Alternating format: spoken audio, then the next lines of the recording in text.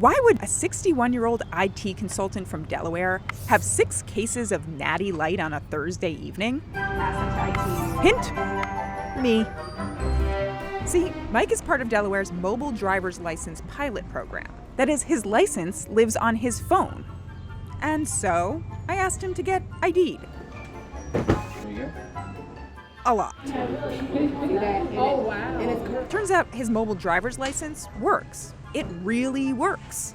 At least in Dover, Delaware's lovely, if tiny, capital. But let's back up for a second to understand why I found myself in so many Dover liquor stores. In the quest to replace physical cards with digital ones, IDs have been some of the toughest.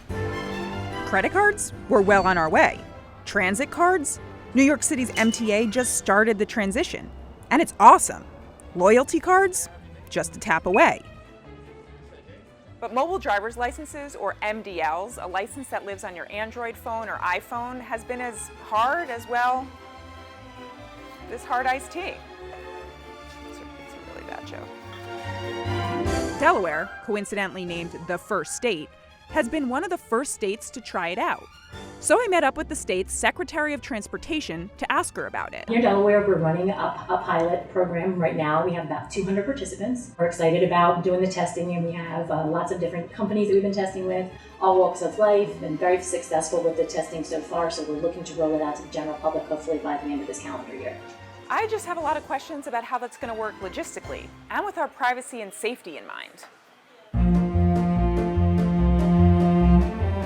Delaware and a handful of other states, including Iowa, Alabama, and Arizona, have partnered with identification company Idemia to provide all the technology. The company already partners with 35 states around the country to provide physical licenses. Because Mike couldn't reset up his license, Idemia's Cameron Champeau walked me through the starting process. Okay.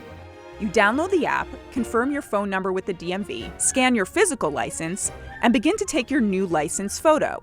You scan your face so your license can now have a moving photo, what the company calls a Harry Potter effect. The mobile license looks almost identical to the plastic one, but it does have some digital powers. Say Mike is asked to show his ID to verify his age, but doesn't want to show all of his personal info, like address.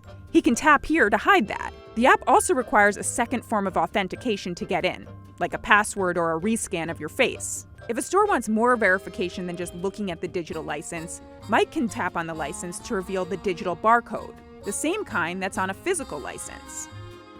That's where the infrastructure comes in. In Dover, many local stores have been taught how to read the new license. Oh, nice. It seems pretty simple from a technological perspective, but there are lots of very big questions when you think about the implications of a card with a lot of your personal information going digital. First big question, what about fakes? What stops someone from taking a screenshot and just showing that? So actually, the mobile DL is more difficult to fake. It's much more secure than a regular plastic card. Cohen highlighted the moving photo and the interactive emblem. People inspecting the license should drag their finger to see a ripple effect on the screen to confirm it's not just a screen recording. But a few store clerks and bartenders we encountered in Dover were unaware of the finger-dragging verification tech. Number 2. What about privacy and security? This ID lives on your phone, a device that's basically become a surveillance tool with GPS, mics, and more. Not only are we not tracking you, we don't want to. We don't care where you are. We just want to make sure that you have what you need to prove your identity when you need to. And what about hackers? Can my license be hacked? And then we use a multitude of different technologies online in order to ensure security for the end user. Number 3. What happens if you get pulled over? Do you have to hand your phone over to law enforcement? Mike hasn't been pulled over yet, but Delaware is just starting to work with law enforcement. Future versions will allow police officers who have just pulled you over to request a driver's license wirelessly, without getting out of the car. Number 4. What about physical licenses? You need a physical driver's license to sign up for the digital kind, and you'll need one for all the places where the digital license isn't yet accepted. Ms. Cohen has tried it everywhere she goes. There's 2 places it has not worked. One is TSA. They're firm and very strict that it has to be, that plastic, that card. I did try, and I had to go through another level of screening, but I did try. And then the only other place was the White House security. What happens when your license dies or your battery dies? So if your battery in your phone dies and you don't have access to your digital identification, and if you don't have a backup, yeah, there isn't much we can do to help you. So you're screwed. You're out of luck, yes. Screwed. Yeah, you're screwed. So what did I learn here in Dover? Well, firstly, there are a lot of liquor stores. But also, it's not a question of if, it's a question of when we're going to get mobile driver's licenses.